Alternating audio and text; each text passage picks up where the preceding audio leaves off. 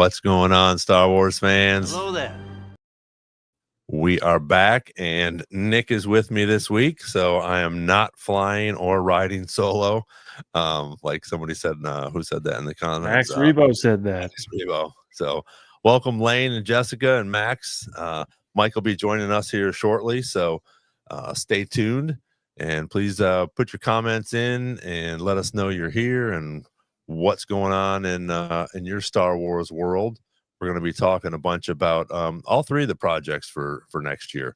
Ahsoka season 2. There's Jacob. What's going on, Jacob? Ahsoka season 2, Mandalorian and Grogu, and Maul Shadow Lord.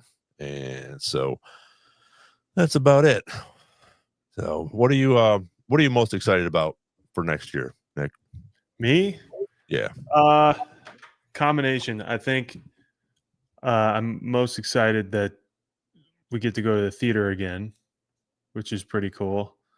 It's been a while, and actually we're coming up in like 2 weeks to 10 years of Star Wars coming back to the theaters with Force Awakens. So I think I'm most excited for the experience, but I think the thing that I'm most excited to see is Ahsoka season 2. So nothing against Mando and Grogu. I'm sure it'll be great, but yeah, I think I'm excited to go to the theater and watch a Star Wars movie, but I'm most excited for Ahsoka season 2. And I feel like Shadow Lord, we'll get into it later, but I feel like Shadow Lord will probably be the great thing that we never expected to get, kind of like Bad Batch or one of those types of things. So, and there's so much talk about it, and I mean, Sam said he's been working on it for over a year, and I think that was like 6 months ago. So, or maybe even longer than that. So it's done. It's ready to go. We're just waiting for hopefully a little trailer here or whatever. And that was one of the rumors that was flying around this week, was that we're going to get something hopefully in January, which is now only a month away, which is crazy. And then we'll go right into March, I think, is the rumor, where they might start off in March, which would be fantastic. So what are you guys most excited about? Let us know in the chat here. What's going on, Nathan? If you guys are here in the chat, let us know. Are you looking forward to the Mandalorian and Grogu movie, Maul Shadow Lord, or Ahsoka season 2? But like you said, Nick, nothing against any of that. I mean, I think it's all going to be great, and I think I'm excited about all three of them, but for me right now, it's Maul because it's the closest. So I'm excited about that. I think, we're going to plan on going up. I know Mike's talked about it. We're going to plan on going up to Boston and seeing Mandalorian and Grogu when it drops. We're going to head up that way with hopefully some of you guys if you want to go up there. The S word. Did I say I said the S word? Mike dropped the F word the other day. I thought that really? Yeah. Good for Mike. I didn't even notice you said the S word, but hey, Max Rebo's on it. He gets me a lot on that. And it's my apologies. But sometimes we get a little excited. Yeah. About some of this stuff coming out. Mom and Dad are in the chat. Hello. Well, shout out Harmony, Minnesota. Yep. I bet it's nice and cold up there too. Oh yeah. Because it's cold here in Tennessee, which is very unusually cold in Tennessee. So but I know it's got to be cold in Minnesota. Always. Well, not in the summer, but Papa Boz said he's also most excited for Maul. I wasn't saying that I wasn't excited for it. I'm really excited for it. I just I didn't even know it existed or was coming until 6 months ago. None of us did. So I've been wanting to move on with Ahsoka for 2 years. So and I think all three of them are going to run together at some point. Yeah, -8. Holy cow. That's crazy, dude. Yeah. And they got like 8 inches of snow this weekend. Nice. Seriously though, it's M tag for what's M tag? T Mag. Oh, okay. For the Mandalorian and Grogu. Looks awesome. Yeah. And some of the stuff, has anybody been to Zootopia yet to see this supposed trailer? Did you see Zootopia? I went to Zootopia. There was not a Mandalorian trailer though. We took Madeline's nieces and nephew to Zootopia this Okay. past weekend. We got in a little late in the trailer, so unless it's like an immediate trailer, Yeah, no, I would guess it's yeah, probably like the last one. yeah, You it know, that's how they wasn't do with the big ones. where we were at anyway. Yeah. But I wonder what we had discussed this a couple weeks ago, but I wonder what they're going to do with the trailers. Um, because I feel like usually we would get a trailer like the one we got, a couple weeks Right. ago or a couple months ago earlier. And so are they going to like make more and more of them? Or are they just going to do versions of the one we got with like little tidbits? I don't know. And was what we got like an official trailer? Or is that considered a teaser? It didn't really Right. give That's away what I was anything. Yeah, is it it's gonna be another teaser trailer, or is it gonna be like I forget how long the trailer actually was, but is it gonna be, a full-blown 2.5 minute trailer? That would be freaking awesome as well, you know? Mhm. I'm trying to Max Rebo brings up a good point. Skeleton Crew turned 1 this week, Yeah. which is kind of crazy. Feels like it just happened. Yeah, it was and that's another one that was just a fantastic, Hmm. series. So it'll be interesting. I think that's gonna come into play with Ahsoka. I think that'll come into play with the at Attenville, at least. Whether we see any of the kids in it, I think that would be pretty cool. But when Thrawn gets there, I think there's a reason why he's going to be in Dathomir and why Dathomir is now we know it's so close to at Atten. Hmm. I think that's definitely going to help quite a bit when he gets when Thrawn rolls up in there. I'm trying to see if I had the Mandalorian in trailer so we could watch it again, but I don't think I know. Wait, is that it? Yeah, it's a minute 34. So yeah, it'll be interesting to see if we get to see all of that. A 2.5 minute trailer would Hmm. be freaking awesome. You know, Yeah, and we again, everyone who's watched the trailer, feel like in our chat agreed with us. They didn't really give much away at all um, in the first trailer. I wonder if they'll keep that trend going. Um, I mean, we don't even have like any hints of like what the premise is or what the plot of the no, but movie is. But well, and something just dropped this week, and I was going to have Mike talk about when he gets on because he talked about if you guys haven't seen it, he posted something today.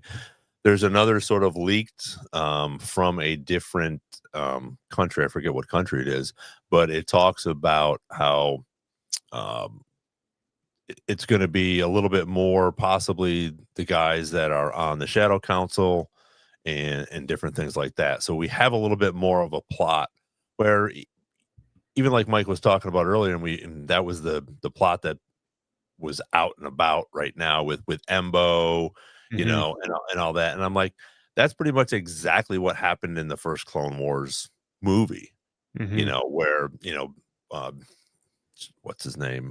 Jabba's kid got stolen. Stinky, Stinky. gets stolen.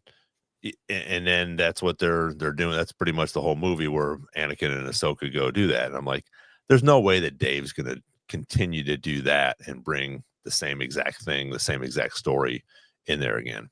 What's going on, Brett? If you guys are just joining us, let us know what you're most excited about. Is it Ahsoka season 2, Mandalorian and Grogu, or Maul Shadow Lord? Yeah, and also, I don't know if you guys had talked about it since I haven't been around for the last 2 weeks. Favreau made a mention that, the movie, or, according to him, who knows what he's not trying to leak or whatever, but the movie was pretty much gonna have the same vibe as The Mandalorian, season 1 sort of thing, like the relationship between him and Grogu. Yeah. Um, which I feel like also gives us nothing because that's already implied by even the title. Um, Right. but it did make me think like maybe it won't expand and kind of reach out with its branches to the whole Mandoverse in this one, but Right. people like us and everyone in the chat might notice a lot of things, little tidbits here and there. Um, but The only thing I could take from his quote, which is I'm butchering, but is that it might feel like an episode of a long movie episode of The Mandalorian, which is expected, which is great. Um, but I'm interested in how it will connect everything else because we all know they haven't been putting this all in the same time frame for no reason. So Oh, absolutely. Yeah, and I think what they're also talking about is that it and that's what another thing that Mike was talking about with his, short that he did. I guess it wasn't a short, it was like 8 or 10 minutes long, but it was sort of that continuation and the same feel for season 1, 2, and 3. It'll mhm. sort of fit into that, which I think that's why it's so big, besides Grogu and the Mandalorian. But I mean, the stories that have come along with it, whether they're filler stories or whatever, everything's been so good and it's been so well received. Why, when you bring this movie out, why change it? Yeah. If it ain't You broke, know? don't fix it. Right. Right. And I think that that's what they have to look at, and they're going to look at now with everything else that's been going on with the Acolyte and even Skeleton Crew. As much as we all liked both of them, all of this fan stuff that's going on, or these critics that aren't giving it what we think it deserves. I think it'll be interesting to see if they stick with that, and if they do, I think it's going to be a success no matter what. Yeah. And to that point, the other than making a movie and putting Star Wars back in theaters, you know, to do that in the theaters with a movie instead of a season 4 of Mandalorian would imply that they're trying to cast a pretty big net of viewers.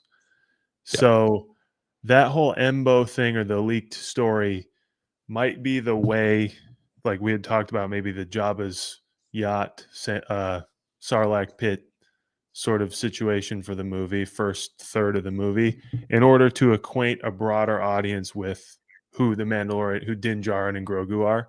You know what I mean? Like, I don't think that'll be the whole movie, like you said earlier. That whole plot, I think that'll just be you know, acquainting a broader audience with where we are, so that the whole movie isn't just a hey, if you've never seen the Mandalorian, we're just going to start over here.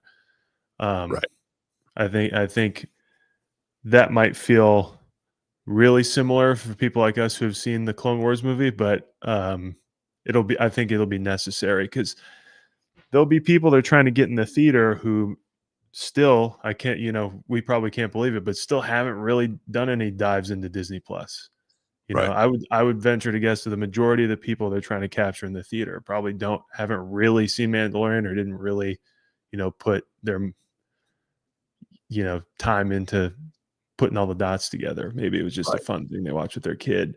So this Right. But I movie will think reacquaint that's them with it. yes. And yeah, And I think that's why it's going to do so well, because they're yes, going to do that. Oh, we want to go see this cute little, baby Yoda, as we know as Grogu, which I found something Mike had it the other day on as well. It's Grogu standing there and it says Baby Yoda above him, and he's using the Force, and the letters come in and out, and yeah, then it says Grogu. But I mentioned this last week that I forget where we were or who we were talking to, but it was just a random person, or it was a person that's not a Star Wars fan, and they were so excited about it because they get to see Baby Yoda again. hmm, And that's what, these people are going to come out to see Grogu. They're going to come out to see Mandalorian, even if they're not Star Wars fans. And I think that's going to be the one thing that's going to draw a lot more people in. Like you said, is getting reacquainted. Okay, we haven't had Mandalorian in a while, especially these people that were really enjoying seasons 1, 2, and 3. Now it's going to be in the movie theater. Oh, we got to go watch this. yeah, And I think depending on how the story goes, will have a satisfaction differently for us than it will be some of the normie fans or some of the just Mandalorian and Grogu fans. Does hmm, that make sense? yeah. I I think mean, I don't think Mike's going to get his wish of Din Djarin being killed. I'll, no. Okay. and you know what? I'll say that to him when he gets on air too. I won't do it behind his back, but it's for that reason that you just said. Like, I don't think they're gonna, you know, relieve themselves of this marketing ability in the first movie. Like, I don't think they're gonna get rid of them right away, considering so much of their audience in the box office are going to be people who are just getting reacquainted, and then you kill the guy, might not, you know, I don't know, Yeah, but I think it'll the satisfaction of the movie, like you said, will differ per person because we'll be looking at it like, what does this mean for the next thing? What does this mean for Ahsoka? What does this mean for that? And then a lot of people will be like, I liked it because I liked the show. I wanted to know what happened to them, but they don't care about how it affects Ahsoka, or maybe have never seen Ahsoka. And some people might just be satisfied if it's a good conclusion to a movie. Um, yeah, they've managed to pull that off with a lot of The Mandalorian already. So I think they'll do it.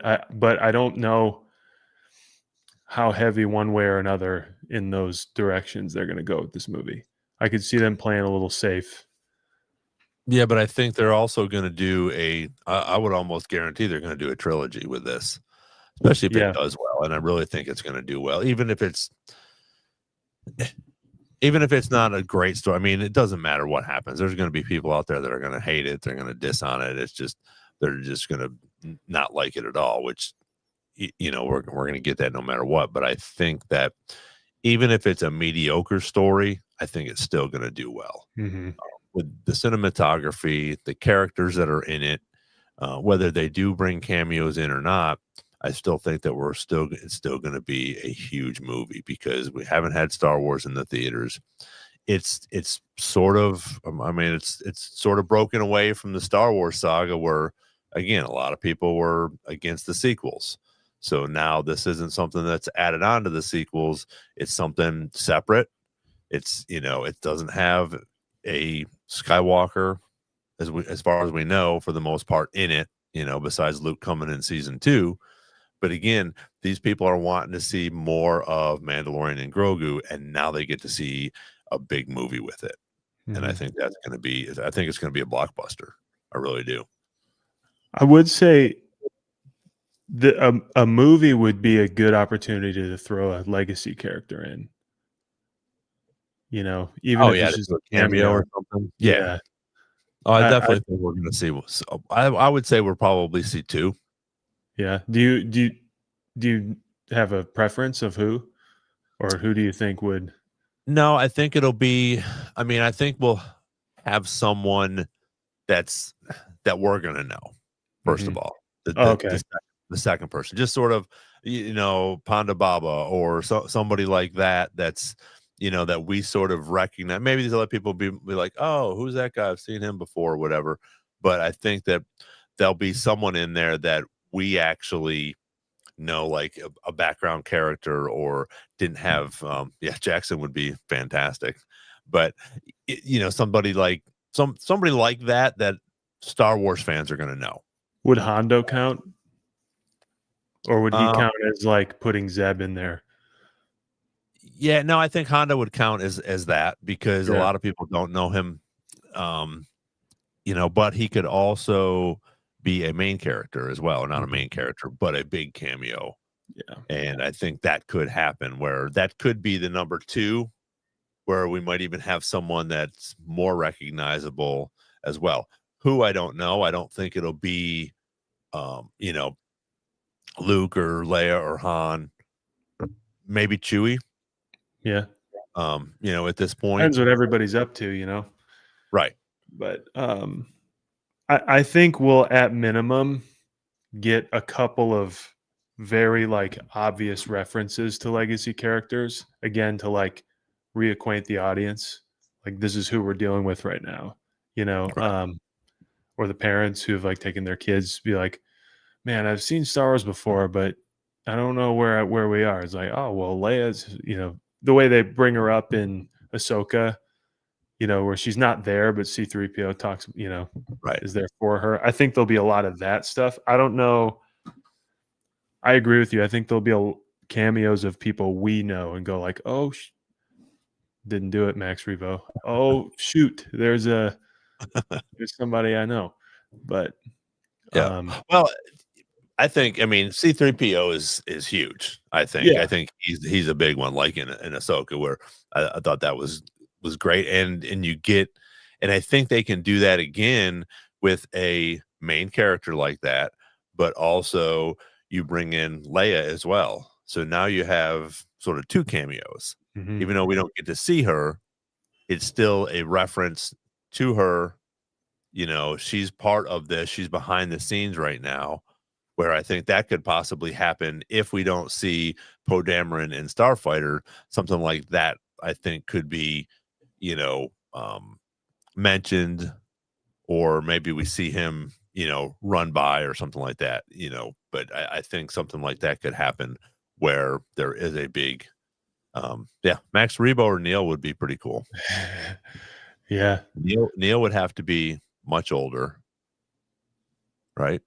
No, I think wouldn't it be right around. Oh, yeah. Yeah, I get, Yeah. well, yeah, 'cause I guess Skeleton Crew is ar yeah, so he wouldn't be that, but again, you still have to, and like we've talked about before, kids age so much faster when they're Mhm. younger I mean, not, maybe not age, but change their appearances Mhm. faster than we do as adults. So I think that would be hard to bring somebody like that in, but that could be cool. That it could be one of those 4 kids, Maybe it's Finn. Yeah. Maybe it is Neil. Neil would be fantastic because I think people would love that. It would be a new character, but it would also be a cameo of someone that we have seen, through, the new Star Wars universe, so to speak, or the Mhm. new Mandoverse. Yeah, someone who's in the building a lot in the last year or so, or when they were doing this movie, would be, I'm forgetting her name, but Mon Mothma's actor, and Oh, she's in charge at this point, and yeah, that could be, but who knows? I don't think we should be watching the movie for the cameos, but I know we'll be looking for them. right. So, Yeah, yeah. um, Well, and I think the same with um Ahsoka. I yeah. mean, we already know that, at least were they've announced, at least, that Hayden's going to be there, and I think Ewan as well. But so, we're expecting those, but it'll be different, I think, if some other ones pop up, and I think we're going to see more in the Star Wars universe, not on Peridia. Mhm. I think we'll see if we see some cameos there. Yeah, Guinevere, however you say that, O'Reilly is on Mothma, the actress. Thank you, Max Uh, Rebo.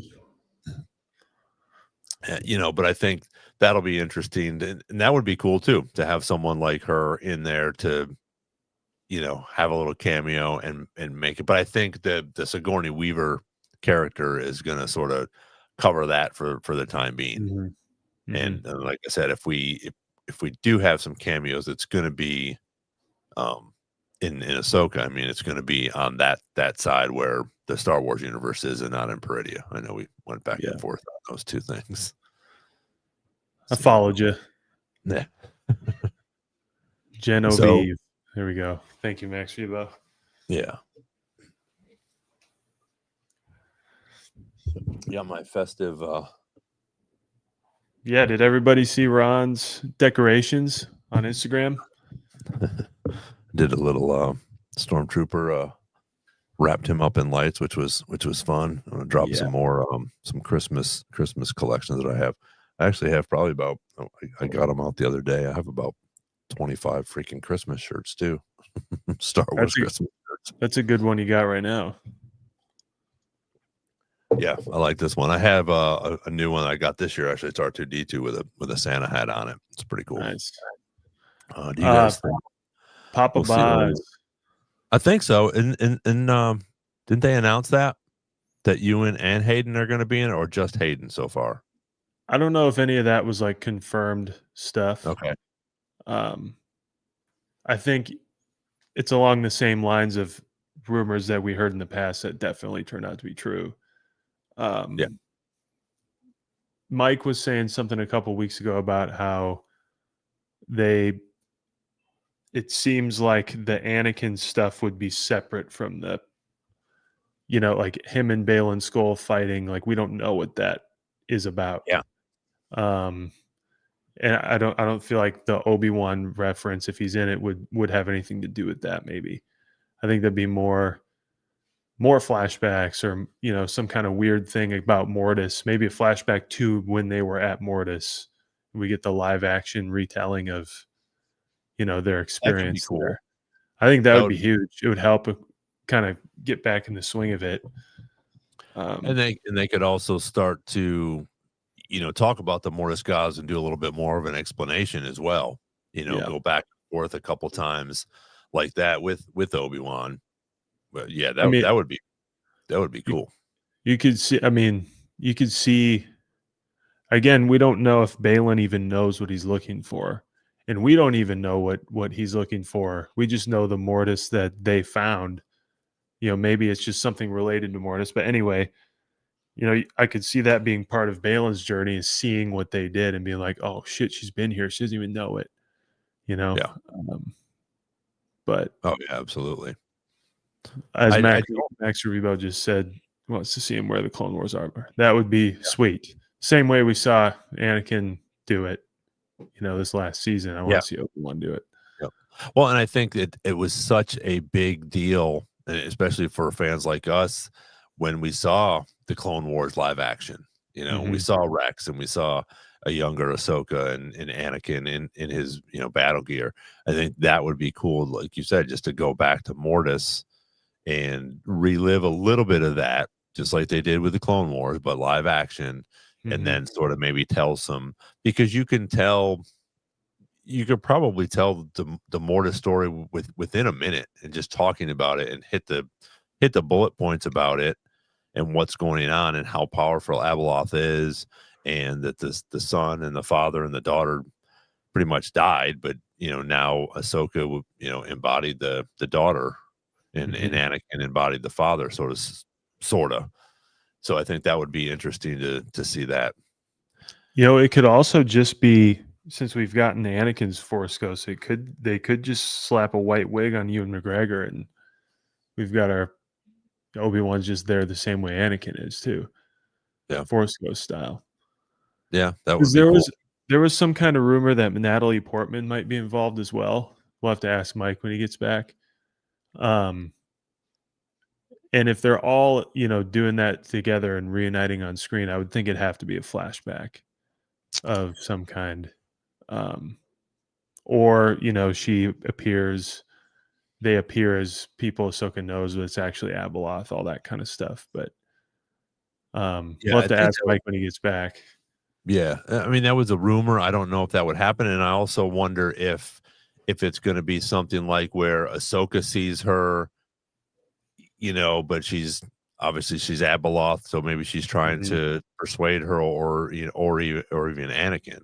So Darth Plagueis lives. Yes, smash a like if you haven't already. Hit the bell, do all that fun stuff, get notifications, tell your friends to come on and join us. If you're just joining us, we're talking about all three of the new Star Wars things that'll be coming out next year. Darth Maul.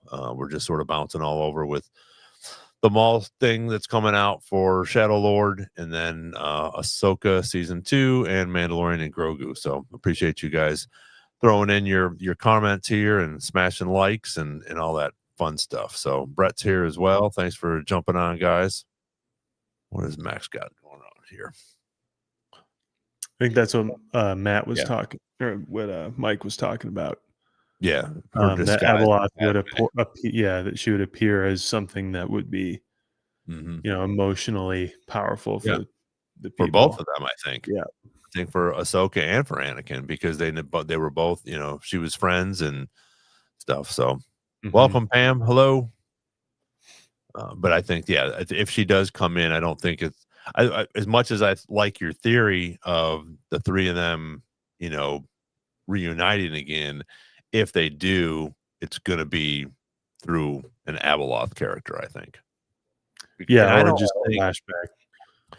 yeah, and I don't think that Shin is gonna embody Abeloth. What's your thoughts on that? I think she certainly would do a great job at it. I don't remember how to say her name, but She would be great at it. The way that Hati like kind of acts, I don't know, like the way she moves is very deliberate and like kind of creepy. And it's like Maul, Yeah, especially that like verbatim sequence. That's the same as Maul in the Phantom Menace getting his, probe droid out of the ship, and she's with the HK droids with the binoculars. Like it's very stalkerish, right, and I think she would play uh, an Abeloth consumption well. Do I think she's going to? I don't know. I think she's going to be a problem in a different way. Like we have essentially what I think on Peridia is like four factions. You have Ahsoka and Sabine, and then by proxy it's Anakin. You have Balin. You have whatever they're running toward, which I right, think there's something there. Maybe that's Abeloth. And then you got Shin Hati with all those like bandits. right, And I think she's pissed at Balin if she were to find him. And so I think you got this cool like four-way, you know, not battle, but like struggle. right, That's and Shin Hati is kind of like a weird, I don't know, like jackknife in the whole thing because if right, it's Ahsoka and Sabine straight up against Balin to go to get this thing, that's pretty straightforward. But what we don't know what Shin's motivations are going to be now, or what Balin will think of it, or what I don't know. And to be quite honest, like we still don't know what they're going toward. We just know it has something to do with the Mortis gods and all that big stuff. right. And we'll have to see what it is. I think we've talked ourselves up on Abeloth so hard that we're just kind of like locked in there, but we have almost no evidence that it is. The only evidence we have is that it has something to do big time with Mortis, um, and that Balin learned it at the temple. So I don't Yeah. know. That's a weird one too. I was I was reading something the other day about um who knows that Darth Vader or Anakin is Darth Vader, and there's only like a handful of people. And Hmm. the thing I was reading is Balin Skull's one of them. What's going on, Yeah. Larry? Thanks for joining us. Hey, Larry. Yeah, I mean, he straight up says to her right away, like, few would know what he became. That's a Yeah, direct line from Ahsoka. yeah, And again, like, how does he know that? Or, at that point, everything's already gone down. And Luke, we know that Luke has been trying to like spread the gospel of what happened, to make kind of like, I don't know, reinstate the idea of hope and Jedi and stuff. But, right, an interesting part about that is that Leia hates that. Hates Darth Vader, hates that she is sickened that it turns out that that's her dad, right, and will not still not divulge that she's Luke's sister at that point, like where we're at right now. right, Um, and so it could be that Balin has, heard through the grapevine the story of Anakin Skywalker's redemption through Luke's eyes. Or more interesting would be that he knows and he was there right. and, and That would be a found cool out through flash that would be much cooler, I think. to see how he got out of there, or how he survived. I mean, obviously, he's very powerful, Yeah. as we see in Ahsoka season, or the first season. But it'd be interesting to have a flashback if he was another Order 66. I could do Order 66 scenes all day long. Yeah. I just think I, it's we're definitely tapping that oil pretty hard in the last like five live action seasons of something, yeah, but it statistically works. We've said many times, even if it was 99% successful, there'd still be 100 Jedi out there. So, we're not even close to that. But yeah, Max Rebo just mentioned about the Leia stuff. It like builds up in the Aftermath trilogy, all that stuff, like post Return of the Jedi stuff. And the big way that it impacts Leia is in the book called Bloodline. And it like ruins her political career. And at Yeah. the same time, the First Order um, openly sort of like reveals itself and breaks Oh, off. really? Yeah, and so then Leia just decides, screw this, we're gonna make the resistance because you know. But Oh, she gets blackmailed because somebody knows about her. Somebody got a hold of a hologram from Bail Organa telling her that she is Anakin Skywalker's daughter and therefore she's Darth Vader's daughter. Um, and someone like stole it and then put it out there, and everyone goes like, "Oh my god, she's awful." And then like yeah, the I've weird heard that. That's the Aftermath books? that's in Bloodline, but it kind of builds up Okay. in the Aftermath trilogy a little Now is bit Aftermath before or I guess it's after Bloodline? before. Oh, Aftermath is before? Yeah. So Okay. Aftermath is like kind of shortly after Return of the Jedi, and Oh, it culminates in the Battle of Jakku, where really? yeah, and then How much do we get to learn about Jakku in there? quite a bit. Um, you want a little quick lesson? Yeah. Yeah, the Empire fakes their defeat there. So they just send a bunch of whoever they don't want to bring with them to do the First Order. They send everyone there and leak the information to the rebellion or to the New Republic. The New Republic and them have this huge battle, the battle to end all battles. We finally beat the Empire, but the rest of them just go out to the Shadow Council.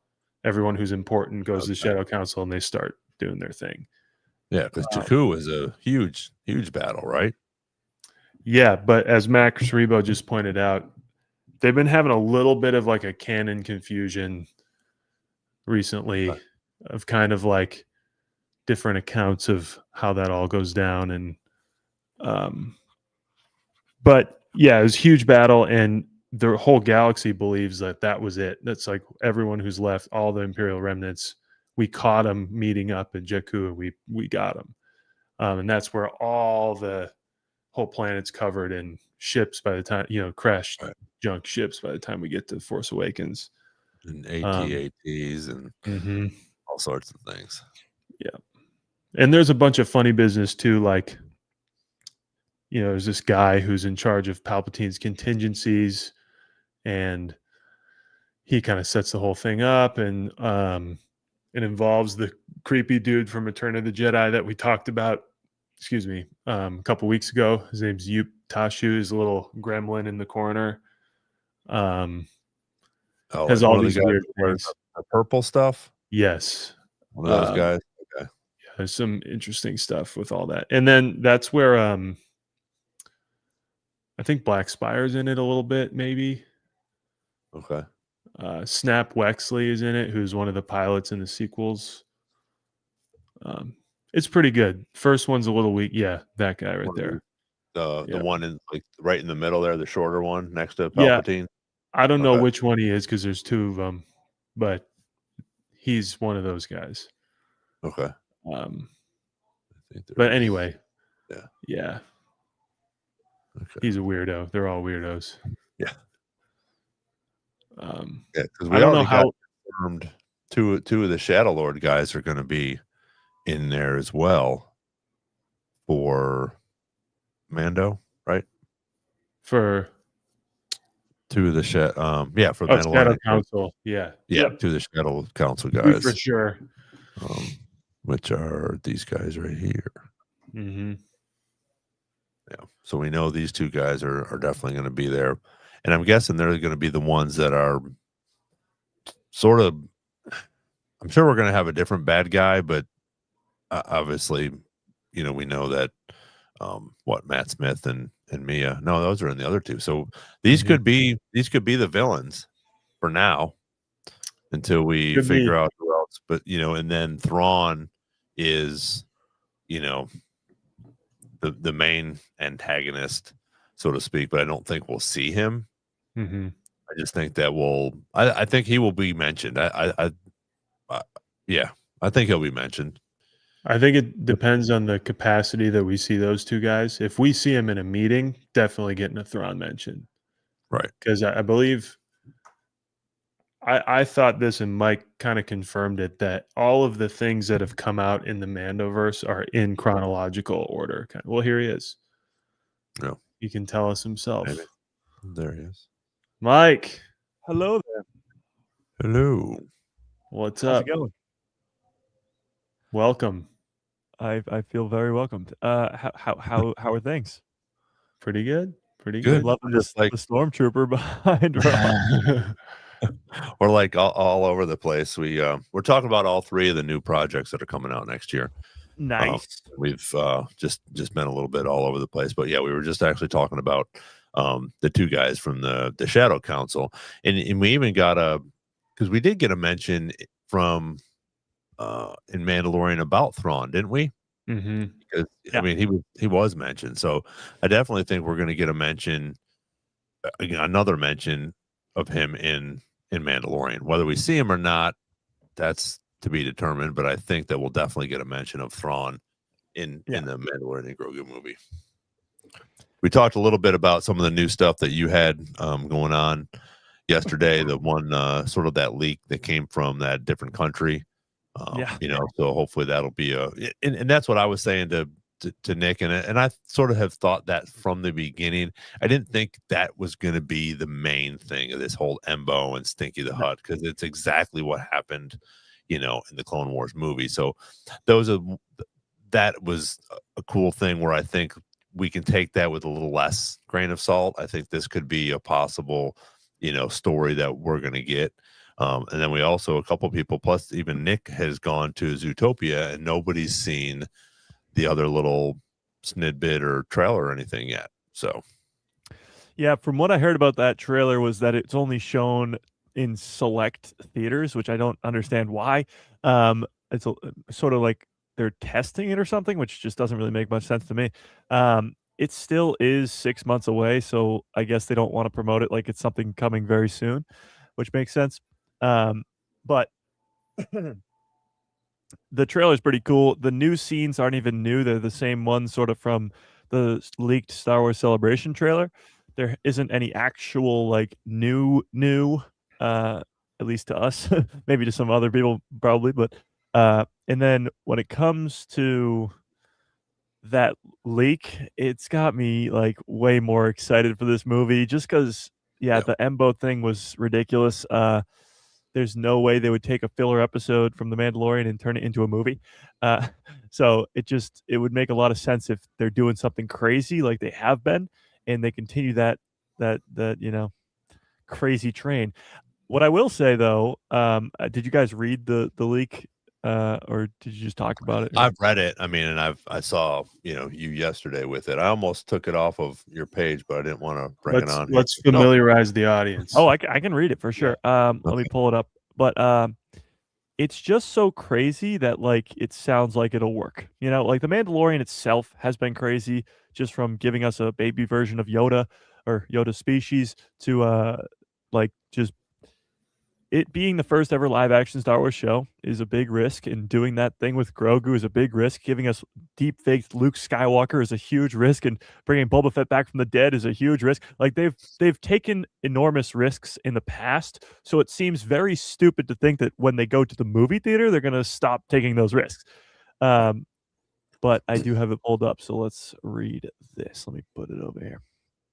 All right, so where it's coming from is actually a German.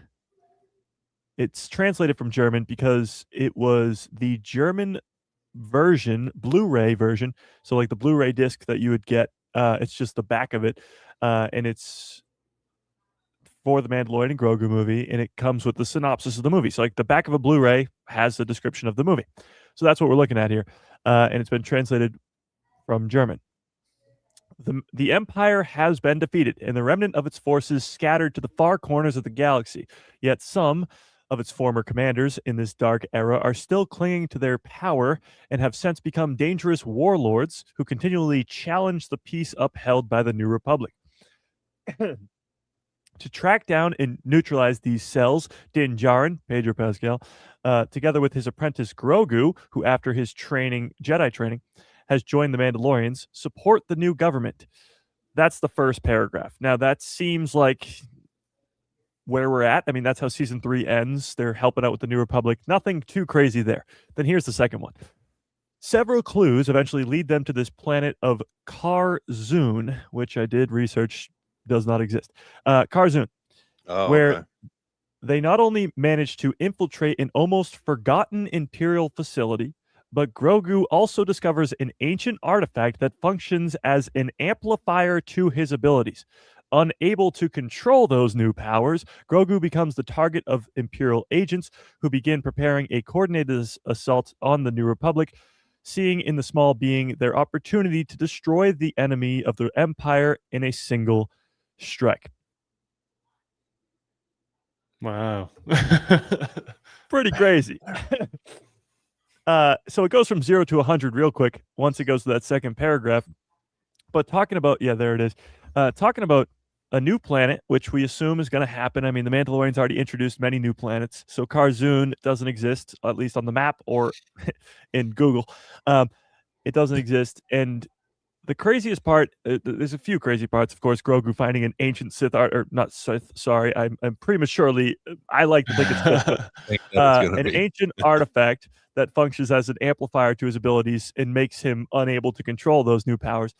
But what's even honestly more intriguing to me is the fact that it's an almost forgotten Imperial facility. It screams Palpatine, Project Necromancer, like something that Palpatine was up to that was sort of a secret, and then when he died, it went away. That's what it screams to me. But that's, I mean, what are you guys' thoughts? I mean, it could be fake, which is obviously a possibility here, but it's not like. I mean, first of all, who would fake that? And second of all, I'm looking at the picture of the German Blu-ray, like it exists. So, Right. I don't know. What do you guys think? I think, and we talked a little bit about it. I think it'll be good, and I think you mentioned it yesterday.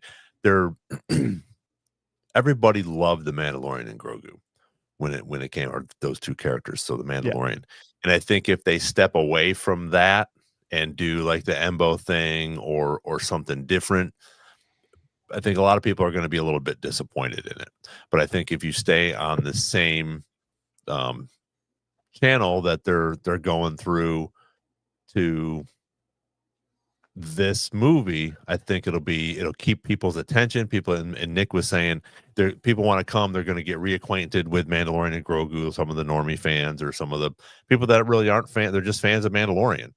And I yeah, think if you go off of a different, if you take a left instead of staying straight on the Mandalorian theme, story, whatever you want to call it, I think that's going to be a lot more. And this sounds more like a Mandalorian theme that we could have seen in a season 4 or something like that. So I think it's probably a decent, I think it's a decent rumor. And I think it's definitely something that's going to be a lot better than we would have seen with Embo and Stinky. yeah, Yeah, I think regardless of if that is real or not, I think that's kind of how it's going to go. Maybe not like specifically an artifact, but like you said, that first paragraph's not that crazy. That's kind of where no, we are anyway. Um, and I think they are going to lean into Grogu being important in the same way he is early in the show or the first 2 seasons of the show. Where it's not just him and Din running around having fun, like they may be separated, that sort of thing. And that would be a really cool way to do it if Grogu's like uncontrollably powerful. And yeah, I I hope it's real because I want to see that. But I think regardless of its authenticity, that's kind of how this is going to go anyway. Because I think we're going to run into, obviously, when we have the AT-ATs in the trailer and stuff, we're going to run into an Imperial remnant. yeah, That's what they're doing anyway. And it'll have to be more than just bad guys and stormtroopers, and we cleaned them up. yeah, That's good for an episode of The Mandalorian. It's not really a blockbuster movie. So I think there's going to be something very kind of weird that poses a pretty big threat. And I'm with you, Mike. That sounds very Palpatine-ish this Yeah. like forgotten thing, meaning that the people who are left over in the Shadow Council may not even know it's there. It'd be like Yeah. if Mountain Tantus was, forgotten, like who would Well, ever and talk to him, you know? I think a Honestly, lot of people forget, though, that that's sort of the main story of this. yep. Mhm. Yeah. That's how we start out. He's in this facility, or he's supposed to be, and then he gets captured, and Yeah. and then he decides to save him.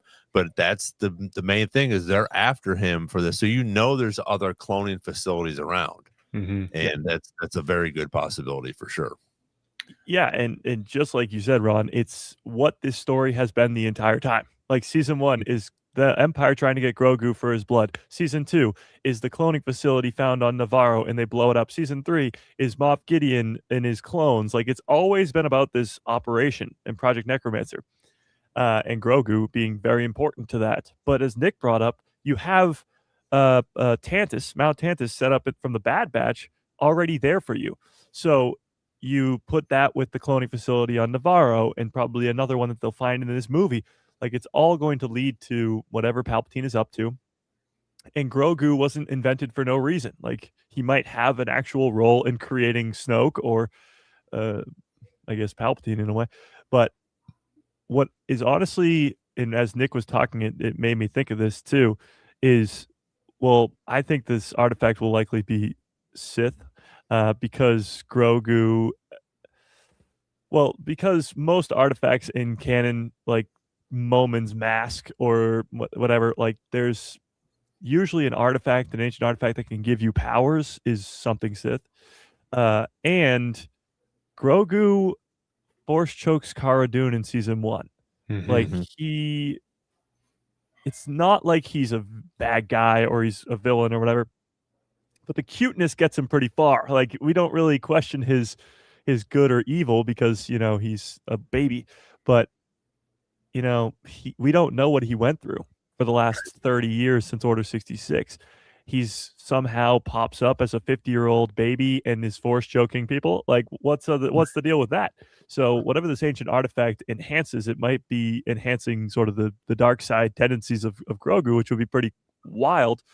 But it did also, as you were talking, made me think of this.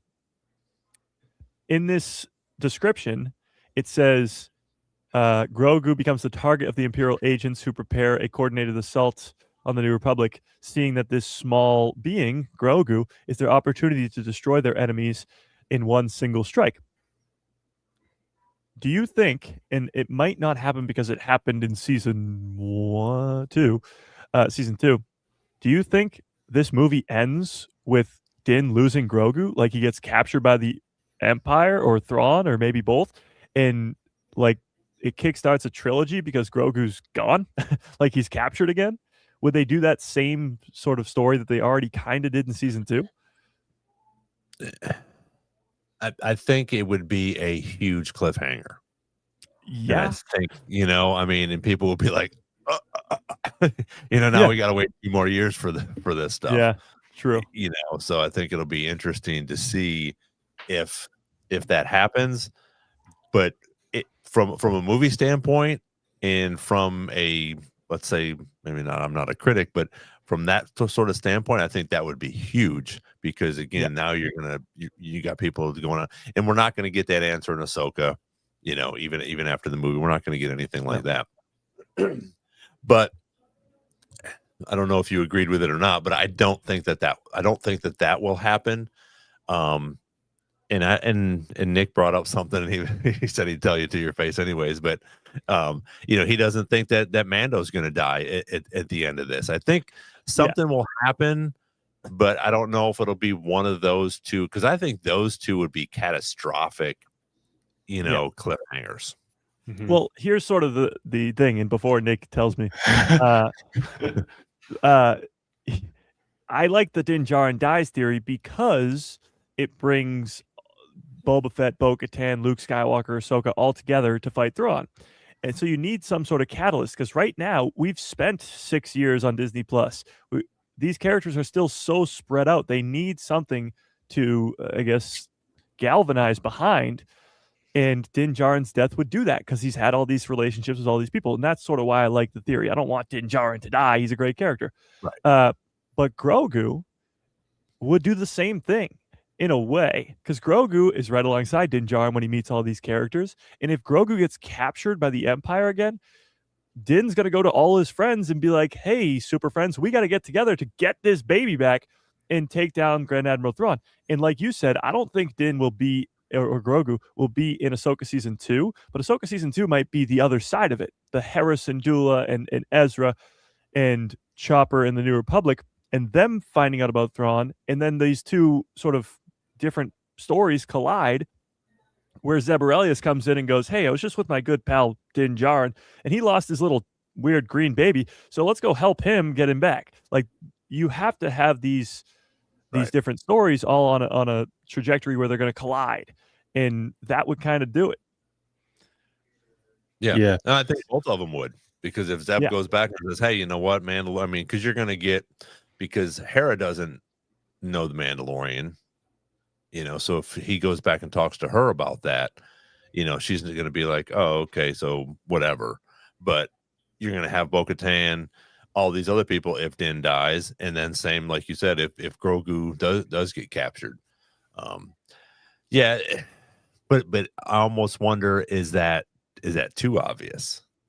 Yeah, because it did happen before. The end of Season 2 is exactly that. Moff Gideon takes Grogu from the Seeing Stone on Tython, and Din Djarin has to get the Avengers together, get Fennec Shand, get Boba Fett, get Bo-Katan, get Migs Mayfield, like all these different people together to Cara Dune to go save Grogu from the Empire. So would they just retell that story, maybe to a bigger scale? I don't know. See, I almost think that, and even as much as I don't want to see, you know, Din die either, but I don't know if that Grogu theory would come to fruition, just because, like you said, they've already done that. But his powers, and especially if he finds this thing, you know, this whatever holocron or whatever this ancient artifact,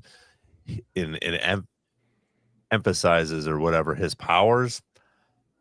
I think we're going to see a lot of force wielding from Grogu in this movie, and the amount of force that he had in season, even in season 1, the amount, even though he took a nap after he did everything, he was able to, you know, to do some pretty big things with, you know, the force that he had. So I think as he trained with Luke for a little while and we've gone on, it'll be interesting to see where this time frame picks up. Does it pick up a month after they've been sitting out at their little shanty there, you know, hanging out for a little bit, or is it a year later, or is it 3 days later? So they're going to have to let us know what that whole thing is as well, and where that timeline rolls in. So I think that would be definitely interesting to see what's going on with that. Yes, and one more thing before Nick tells me. As Chopper Base said in the chat, Kanan all over again. Like, big sacrifice plays have happened in Star Wars before. In Din Djarin, it's not like we just met this character. He has 3 seasons of a show. It's a lot more runtime than most characters get in Star Wars. And it would be a Kanan level death. Like, people would really be sad about that, and it would affect a lot of people. So many people's favorite character in Rebels is Kanan Jarrus, and he just dies with a couple episodes left. So it's really crazy. And it could happen. But the other comment I wanted to get to before Nick goes is Max Rebo saying it's funny how Tython looked in no way like Southern California. Yeah, it's also funny how Tatooine looks nothing like Northern Africa, or how Octu looks nothing like Ireland. Or what do you think, they're going to go to location? It's a galaxy far, far away. It's not real. They're heading to Peridia to do some filming. Yeah. All right, go Nick. Let's hear it. Mike, to your surprise, maybe not your surprise, because I've said this to you before, I'm actually totally down for Din Djarin dying. I think it's necessary and more interesting than them just living on forever. I don't think it's happening this movie. And the reason why I think that has less to do with what the story, and less to do with the leak or anything, and more to do with, if the goal is to put out a trilogy or to even have a sequel of Mandalorian and Grogu, I think it is a big deal to consider the audience that they're tapping into by going into theaters. Because if they wanted to serve the story, they would just do season 4 Mandalorian. But they're looking to broaden the audience and get back into the theaters. I don't think they're going to kill them off in the first one. I think they do this one, it goes crazy, and now you have a commitment, and then it just kills all of us when you kill Din Djarin in the next one. I don't believe for a second they're ever going to kill Grogu, but I do, like you guys were saying, I think they would go and do the season 2 thing again. Or I think they would go and do the they get separated thing again for the same reason that I don't think they'd kill him in the first movie. I think there's still ways to make that interesting and emotional and a little bit different, that they get separated or that there's some sort of issue. But man, there's just like so much going on in this timeline right now that it really it doesn't have to play out like Grogu gets stolen again or that he's a target and they do the thing. And it just kind of like, there's, like you said, Mike, there's so many places for people to be right now. With Thrawn being back, with everything that's going on in Ahsoka, with At-Atin, and with the Mandalorians finally reunited, like Din Djarin is the symbol of their reuniting. You know, he's the one who got kind of in the armor, and Grogu and all, and Bo-Katan and all these people. So I feel like there's so many moving parts that this movie is going to show us kind of where they're getting laid down. Ahsoka is going to, I think, kind of elaborate further on that, but then serve its own story, but push up the Mandalorian and Grogu to the next movie, that now we have everything going on, and we'll have a better idea of, like, in my opinion, when Din Djarin, it's acceptable for him to die or not expected. Yeah. If you really want it to be powerful, I think I would agree with you. The first movie would be crazy. I just don't think they're going to do it if they're going to do 3. Yeah. If this is it, then yeah, I think he's dead. But if they're going to do 3 of them, I don't know. It would be a big crowd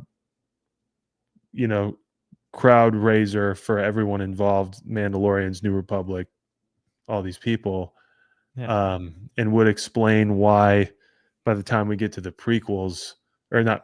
sequels, those many of these factions like the Mandalorians or, the New Republic, not really around, so I don't know, but yeah, I mean, you bring up great points. The majority of characters we're focusing on right now, actually all of them that we're focusing on right now in the timeline, aren't in the sequels. And not just the people, but like you said, the Mandalorians aren't, At-Atin is not. Like, there's so much going on. Thrawn is not even mentioned. So a lot of this story is going to go maybe not the way we think, because it doesn't have to. But I will say, to your point of him dying, if it's a trilogy, he can't really die in the first one. I think this being called The Mandalorian and Grogu is sort of what's throwing people off, because if it's a Mando trilogy, or if it's just a trilogy, we're calling it a Mando trilogy because, like, we assume that Din Djarin's going to be the main character through the whole thing. I don't think he will. This is sort of, and he'll be a main character if he survives, but this is sort of going to be like an Avengers level. Like, this is going to be Boba Fett and Bo-Katan and all these different characters coming together. It could be an actual Mandalorian trilogy, like the characters I just mentioned, Boba Fett, Bo-Katan, they're all Mandalorians. And I remember when season 3 was happening, Rick something, one of the directors on season 3. So, do you know it? No. Or no? Oh, I thought I did.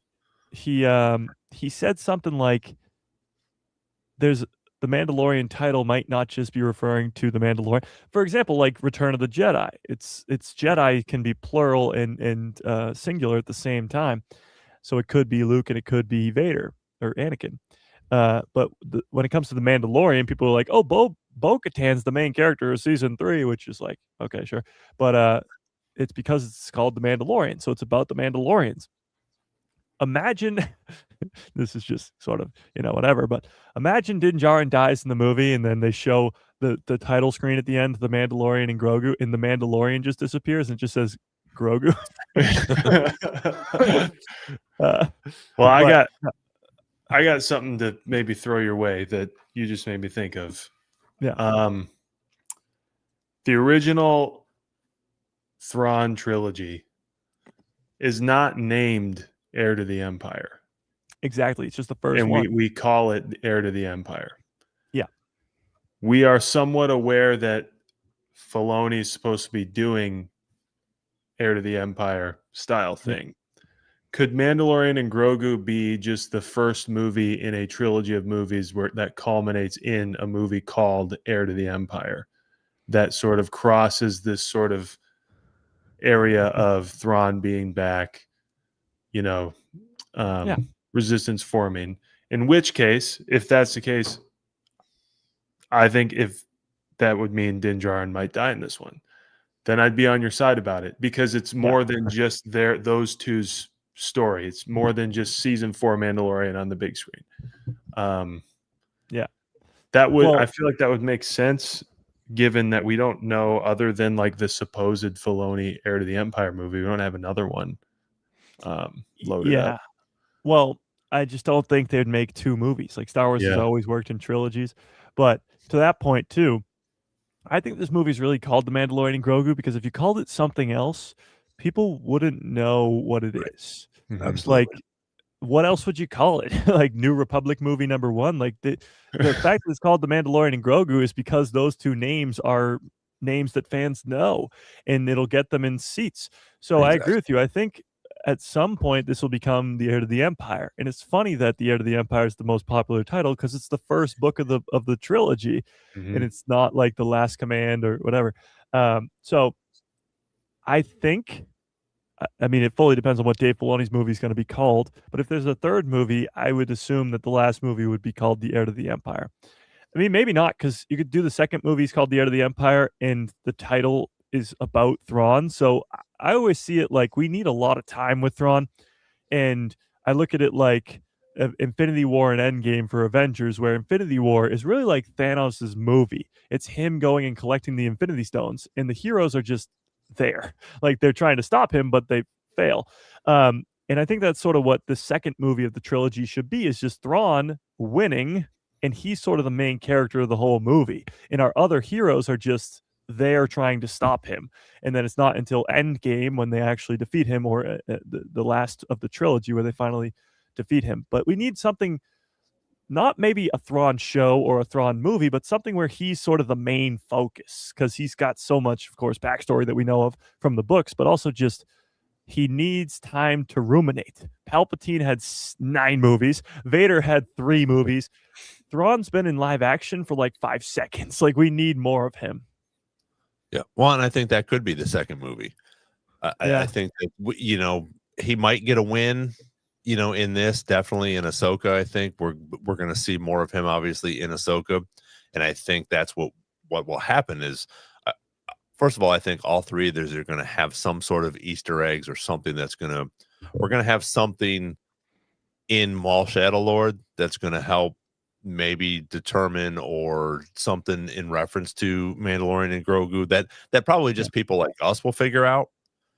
But I think also same with Mandalorian and Ahsoka, I think there's definitely some sentences that are going to be completed in Ahsoka because they didn't get completed in Mandalorian and Grogu, which then I think once Grand Admiral Thrawn gets a win in Ahsoka, he's been mentioned in Mandalorian and Grogu. Number 2 movie, whether it's Dave's, which I'm guessing it probably will be, that's going to be where it's going to be like an Empire Strikes Back. You're going to have a Thrawn that's coming in, guns a-blazing, so to speak, and people are going to learn who he is. Yeah. I mean, it's like the Emperor in a way, because the Emperor's not in A New Hope at all. He's a hologram in Empire, and that's it. And then he's, of course, the main villain of the third film. So Thrawn was mentioned in Mando season 3, just by name. And then he was in Ahsoka season 1. at the very end. And now he's probably going to be mentioned again in the Mandalorian and Grogu. So he's like this presence that is a big deal. Like the way they talk about him is like, ooh, he's this big scary dude. So it's like just like the Emperor in the original trilogy, less is sort of more, but we're gonna get a lot more of Thrawn, I think, because to do the bad guy thing without the Force and without being a Sith is very cool, and that's what people like about his character. So we got to definitely get more of that.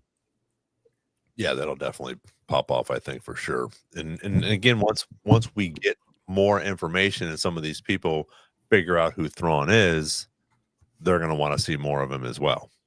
Even Actually, the normal, I think. Yeah, Max Rebo brings up a great point too. His name was dropped in Mando season 2, and when they did that, it was Ahsoka's episode when she's fighting Morgan Elsbeth, and they drop it like a mic drop. She's like, "Where is your master? Where is Grand Admiral Thrawn?" And for normie fans, I guess they'd be like, "Who the hell is that?" But we're like, "Oh, this is all connected to Thrawn." Yeah, we're like, he went away with Ezra on Purgle. Yeah. Yeah. Speaking of, it's a good little segue here. I wanted to, and I don't think this is going to be that big of a deal, but I know that I don't know if you talked a little bit about it, but that Claudia Black is going to be not recast.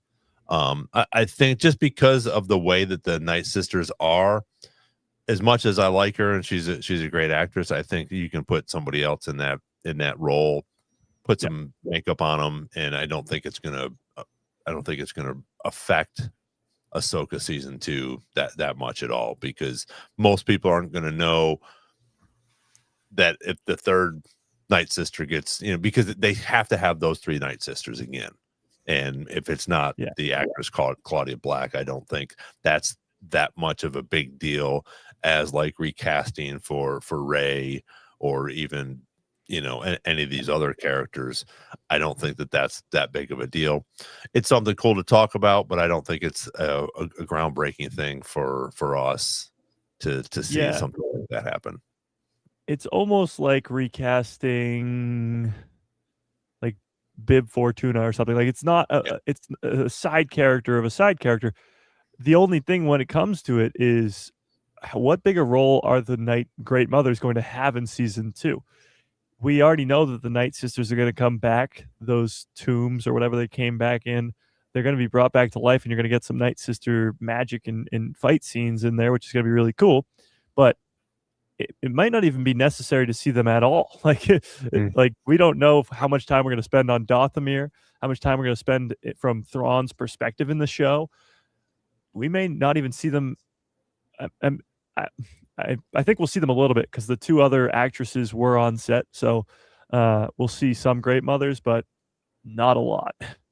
Yeah. Well, and I think they will. I think they will be in there because you're going to have something. And I think that's why that was such a big deal for her, for that article to drop. Because you're going to have the mothers in there. So, yeah. And I agree with, in the chat, theories of the Force saying it's unfortunate that they can't pay her. I agree it's unfortunate they can't pay her. They're a several billion-dollar company, but I do think that highlights something you said, Mike, that might indicate that they don't have that huge of a role in this season anyway. If they were like, shoot, we kind of missed you on the budget, then they probably weren't going to. And to be fair, I think she did a great job, but like it's a heavy prosthetic and makeup, and they even like change their voices up to make them weird. So it's not even like you would notice if any of them, talked weird. It does kind of change my outlook on how heavy we're going with Dathomir Night Sister stuff. Because again, if it's like hey, we're not going to pay you, then they weren't really planning on writing her in that much either. Yeah. So maybe hopefully she comes back. Hopefully it doesn't mean we get no Night Sisters like Ron's saying. I hope we get an episode where we kind of just tie all the loose ends about, finish the sentences. That was a great wording to use, Ron. Yeah. Finish the sentences that were started about Dathomir. And we kind of nip that in the bud and get some lore, and then we move on to what's going on, because we're going to have to. with two stories going on side by side. But yeah, might indicate that we weren't going to be getting the grandmothers that much anyway. I think they'll be mostly in the back half of the season if they're in it at all, even Dothamir itself, because the rumor has it that they filmed mostly in chronological order, and the other two Night Mothers, Great Mothers, were on set towards the end, August, September. So they weren't there for the first couple months of filming, which does make sense because if you look at what season 2 is probably going to be about, it's the good guys for the majority of the first couple episodes, with especially in our main galaxy, Ezra coming back and trying to warn the New Republic and being like, I know where they are because he left from there. I know where they are. They're on Dothamir. So let's go. Let's get there. Mm-hmm. And it probably won't happen until later on in the season, maybe like halfway, episode 4 or 5. And that's when you'll get maybe the perspective of what's going on there, what happened with the Night Sisters, Thrawn, and what he's up to. Either way, it's going to be pretty awesome. Mm-hmm. Is there do you think there's going to be a cameo in Ahsoka season 2? Cameo. The only one I could see would be Leia, because she was mentioned in season 1. You had C-3PO come in, which was cool, but I think like Hera's not going to get any backing to go to Dothamir. Even with Ezra, she's not. She already, just broke the rules, so they're not going to believe her and they're not going to listen to her. So I think she's going to need some sort of backing. And if there's really this war in our Star Wars, it does go back to what Dave Filoni said, in that this is going to be Thrawn versus Admiral Akbar. And Akbar in Legends, at least, he's sort of like the loose cannon type deal where he's just doing his own thing, much like Princess Leia Organa. So I feel like those two could work hand in hand. I don't know if we'll see Leia, but maybe another mention of her. I don't know. I would hope for Leia, if anybody, for a cameo in Ahsoka season 2. But other than that, I mean, maybe Asajj Ventress because we're going to Dothamir. We've already talked about, they've already talked about Leia in season 1 with C-3PO and stuff like that. Yeah. But as we're sitting here talking, and me and Nick talked a little bit about this earlier with the cameos, I wonder, and I think that it would be a good, I don't think it's going to be the whole season, but again, if we're going, like you were talking about, if these other actresses are coming towards the end and they're doing this in chronological order, I think it's a good possibility that, because again, we have to have these characters, we have to have the normie fans figure out who some of these characters are if we're going to go into another movie, into the second movie of this trilogy, which I think is going to happen. But I think that you could get now I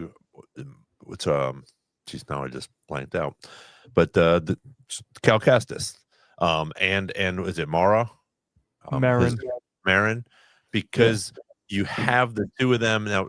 They're not, maybe he's not going to jump in and start wielding no lightsaber and kick some ass or whatever, but they're going to that planet. We know that the two of them have been there. She's a Night Sister, and if we bring them in again, we can start that sentence with these two characters, and now people have an idea. Oh, so when we come back and we get Bo-Katan and we get Din and we get Boba Fett and all these together, and now you bring in Cal Kestis and Marin, now you're like, oh, okay, I know who these people are. They had a little cameo in this.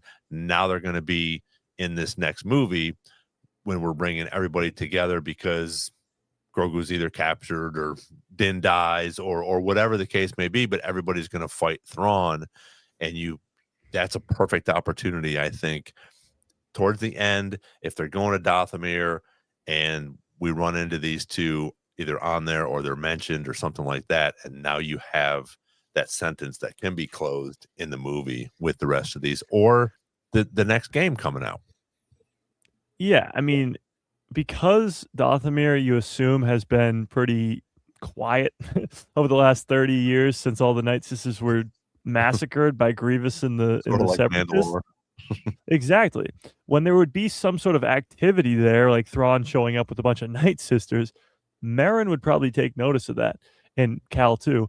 and they'd probably go investigate it, and maybe they cross paths with Hera and Ezra or something like that. Like they're like, "Oh, it's you," or something like. I don't even know if they would know each other. Probably not. But you also brought up another good point of if this is going to be a trilogy and it's going to be this important of a story, the heir to the Empire, you'd think that Luke, Leia, and Han would be involved because it's that important. Like they spent so much of their lives and I guess risking their lives to take down this empire. You think they're just gonna sit there and be like, yeah, let Thrawn take over while we sit here and do nothing? Like I feel Leia and Luke and Han will be hopefully involved in the fight in one way or another. And somebody brought up too, Billy Lord, Carrie Fisher's daughter, recently just did a Columbia campaign where she dressed up as Leia in Return of the Jedi. Yeah, I saw and it's a little cool tease, but it's like she was the de-aged Leia in Rise of Skywalker, I believe. And then she might have been the face under the deepfake in Rogue One too. I'm not quite sure about that. But if you are going to deepfake Leia and you don't have Carrie Fisher to do it, the next best option is her daughter. Right. Yeah, absolutely. Well, but I think so at this time, so this time frame, what are the three of them doing? They're all in separate. Are Leia and Han still together? I think so. But Luke, we know. I mean, he's starting his Jedi Temple. That was really cool to see in the Book of Boba Fett. Leia, we know, is still with the government because she was mentioned in Ahsoka season 1. What Han is up to, I don't know. I still like the theory that the Millennium Falcon will be in the Mandalorian Grogu because of the ride at Disney World. But he might be in the throes of like, in Resistance, the animated show, he like does races, like he has a racing league or something. He might be doing stuff like that. We don't know what he's up to yet because Ben Solo hasn't joined Luke yet, so he's still with his parents. He'd be a child. Yeah, and he'd be like 5 or 6 years old, and maybe a little bit older. Yeah. Yeah. So and that's my thing is like how are we going to get them into here? Leia, I think, like you're saying, Mike, Leia would probably be the easiest cameo to bring in because she's still sort of on the front lines here. We've already talked about her in Ahsoka season 1 with C-3PO there. So that definitely could be. So, but I don't think Luke is going to come away from his Jedi temple, or there's going to have to be some sort of explanation for that. Who's he gonna? He's not training anybody though. Yeah. So you bring up a great point.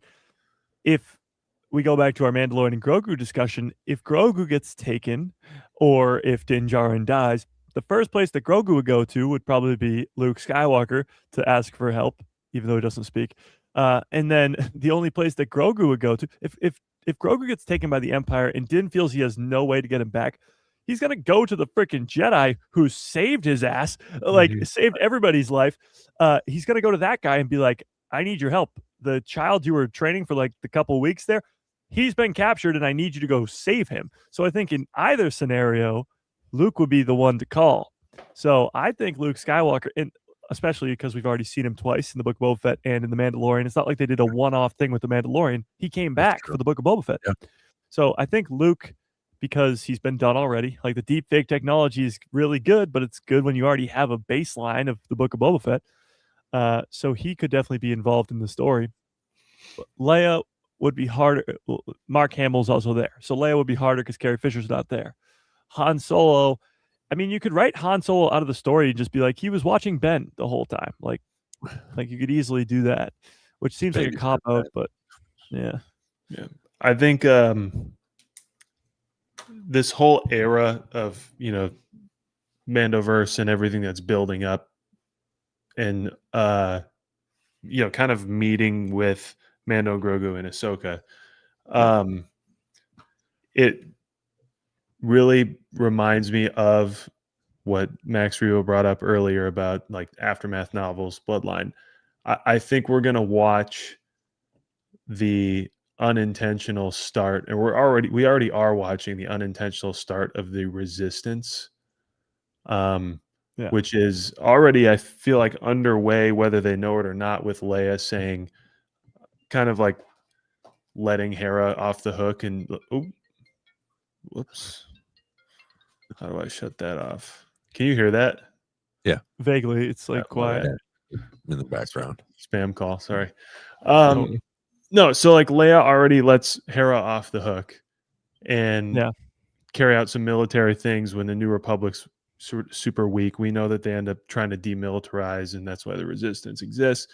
We see Captain Teva and all these sort of like marshals and rangers kind of be like, you know what?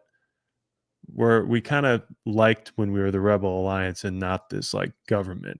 And I feel like the Mandalorians and everybody who's going to be up against Thrawn and your Akbar, like you mentioned, I think it's going to sort of naturally pull people away from the New Republic. And when all this is said and done, or while it's happening, I think the people like Leia and Akbar and, I'm assuming Holdo's around and, all these people who are involved in this thing would go back to the New Republic and be pretty appalled with how complacent the New Republic is. Yeah. And we're going to get the cameo of the Resistance in this thing at some point, which would be really huge for Leia to be involved in. Or whoever we're with. I also, I'm going to cross that one off the list, think the Mythosaur is going to be a cameo because we all forget that we found him in the last season of Mandalorian. I would love to see him ride that thing. I'd love it too. But my thing with the Mythosaur is you have to go to Mandalore, and I don't know if Mandalore will be in this movie. Maybe in the second movie, but I don't know. I guess I'm speaking more in like this story, not necessarily the movie. This whole yeah. I get you. So I think that could help them, depending on what the powers of or the Mythosaur is, and can it come out of the water, whatever the case may be. That could be sort of like sort of like Boba Fett, grabbed the Rancor. Thank you. The Rancor and sort of came and helped fight. So I'm almost positive we're not going to see it in this first one, but we definitely could possibly see it in the second one if there is more of a battle or more of wars in our Star Wars. You could have something like that, and people would freak out with that too, especially fans like us. Other people, the normie fans, are going to be like, "What is that thing?" But I think that would be fantastic, and I think that's what the cool thing about Dave is that he doesn't mind putting things in like that for the hardcore fans, because even the normie fans will be like, "Oh, okay, that's just another creature that he's riding, or he's whatever he's doing with it." But I think, I definitely think that we're going to see that at some point in this trilogy. Yeah, I want to add too that part of like them targeting, let's say that leak is true, and they're targeting Grogu like they have been, the whole series. Are they targeting him because of the thing he finds? Probably, but I also forget a lot of the time how much season 3 kind of went out of its way with Dr. Pershing. Went out of its way to do that whole, his whole new life, and then the Shadow Council, or whatever you want to call it, the future First Order, went out of their way to wipe his memory. The only guy who could figure out Project Necromancer for them. So what does that mean? It feels significant enough that they spent time on it and implied that information dies with him, which means maybe they somewhat figured it out. Could part of the cliffhanger be that they get what they need out of Grogu and they kind of win, and not necessarily that they kidnap him like, Gideon does, but they get what they need, and then they discover he has this, artifact or what? I don't know. But I forget about that until I recently rewatched Mandalorian, that it seems like they kind of purposely went out of their way to show this whole Pershing thing. They do go out of their way to kind of imply that he's the only person who can figure it out, and then now he's out of the game, and from the guys who need him. So where are they at on this thing, and what would they still need Grogu for, and all of that. So I don't know. Yeah. I think the Dr. Pershing thing in season 3 is just still so weird. It seems so out of place, but you spend a whole 45-minute episode with him and just him. Right. But it proves its importance. Like the whole cloning operation is the goal. It's what's that important to the story. So they had to put a pin in it or put an end to it, I suppose, and not let the New Republic find out about it. So that's just, I guess, explaining how important it was.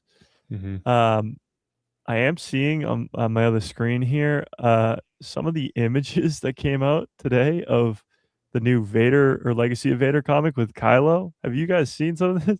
Mm-mm. No, I He's don't in- even know Jacob probably has. if he's still on here. He's He's- actually been sick, so I don't know if he went today because I think it came out today. Today's the 3rd, right? Yeah. Yeah.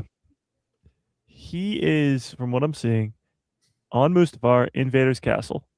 In Vader's old servant, Vane, something The like guy that. from Rogue One, Um, the Maybe. old dude. Yeah, I think so. His Yeah. head is now in like a jar and he's a robot. But he is what I'm seeing is Kylo Ren strapped to a table and he puts Vader's mask on. Oh. Yeah. And it looks so badass. And then I'm also Okay, seeing I did see that today as well. I'm also seeing him fighting Dark Troopers, Death Troopers, what are they called? I got it in a pop figure behind me somewhere. Some of them. The black ones? Yeah, the Death ones that Troopers? Luke Death Troopers, yeah. Yeah. The Death Troopers, he is fighting those with a green lightsaber, and as he's killing them, he is in contact with the kyber crystal and bleeds it to red. So Acolyte reference yet again, but that is pretty cool. So the Legacy of Vader comics have been cooking. Let's just every issue we get is like, holy crap, explaining the Knights of Ren or going to the Force Ghost realm for the first time. Like they were doing some pretty crazy stuff in that comic, which leads more people to want more Ben Solo. I'm also seeing, this is from a couple minutes ago, actually, a major announcement for a Star Wars video game is coming soon, according to this source. It says source is pretty reliable, but has been wrong in the past. It doesn't seem to be, according to the source, Zero Company, which comes out next year, or Star Wars Eclipse. It could be an announcement for the 3rd installment of the Jedi series, or an update on the KOTOR remake, or for a dark horse in the running is, of course, Battlefront 3. But I think it'd probably be KOTOR remake. We haven't gotten a KOTOR remake update in a long, long time. Yeah. That'd be cool. Well, speaking of, you just posted about that Battlefront 3 thing. Yeah. And if anyone saw my comment, you should do what I told you to, but I wanted to bring that up. If you loved playing Battlefront, obviously now it's had a resurgence in the, more recent platforms. But back in the day when Battlefront and Battlefront 2 came out, we all thought there would be a Battlefront 3, and then it didn't happen. And then we found out that they actually kind of made it, and it still didn't happen.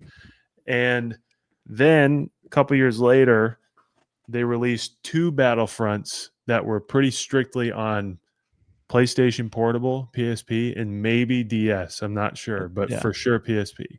I think it was on the DS. Yep. And that was Renegade Squadron and Elite Squadron. Yep. And I had Renegade Squadron, played Elite Squadron, but didn't have Elite Squadron. And if you are ever interested in finding out what Battlefront 3 originally would have been like, go check out the YouTube on Battlefront Elite Squadron. It's got a very interesting story, very similar to the video you posted, Mike. Yeah.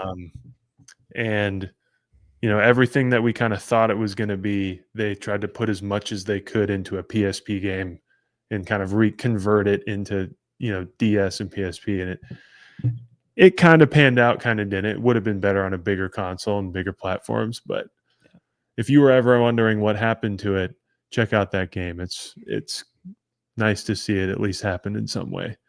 Yeah, it is really cool. I mean, even the stuff like that's That Order 66 scene is awesome. But I will say, when it comes to a newer Battlefront 3, like making a new one, the campaign would be pretty interesting because the campaign for Battlefronts 2 was like really cool. You had some Luke Mhm. Skywalker stuff in there, and I mean, maybe they don't make a campaign at all, just make it multiplayer, which I'd be fine with. But whatever they do will be pretty cool.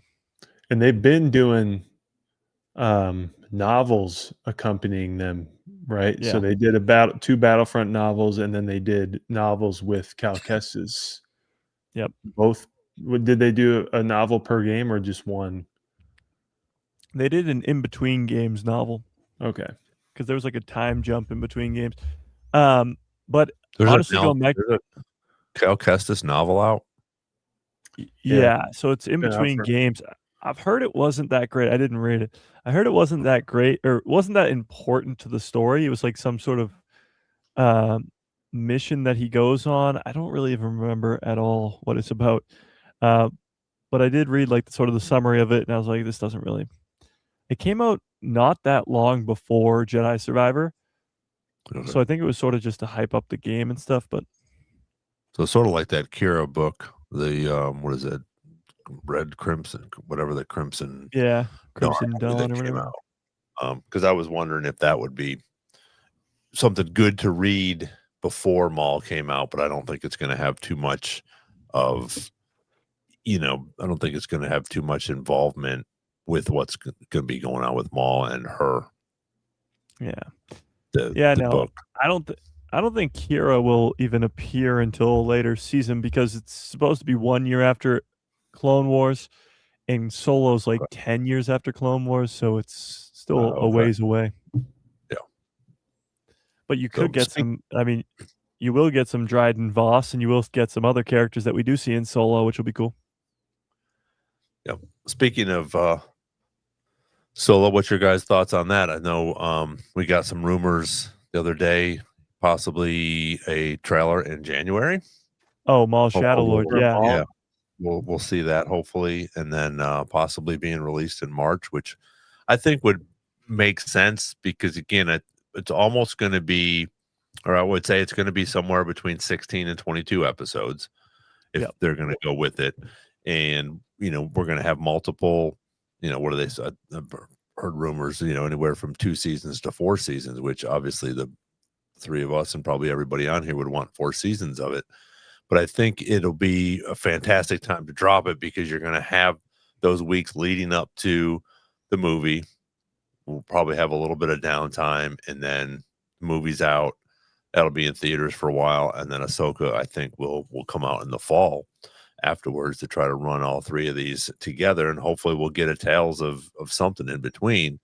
But Yeah. I think the sticking with the Maul series, I think it'll be, first of the year there that we do get a trailer, and then in March we'll hopefully kick it off, and hopefully they'll do something like what they've done before, whether we get 2 episodes or something like that to start it off, so we're not just going in for 20 minutes and then going, oh, now I got to wait another week. Yeah. And that's the thing that's because I think all of us, and tell me if I'm not right, but I think if they all came out, we'd sit there and watch the whole thing. It's just like all this stuff. Another season of Ahsoka season 2 drops and they all drop. I'm up for 8 hours. Yeah, true. I will say though, with animation, I like the more episodes and whatever, but I think with the Maul Shadow Lord series, it's not going to be as much filler.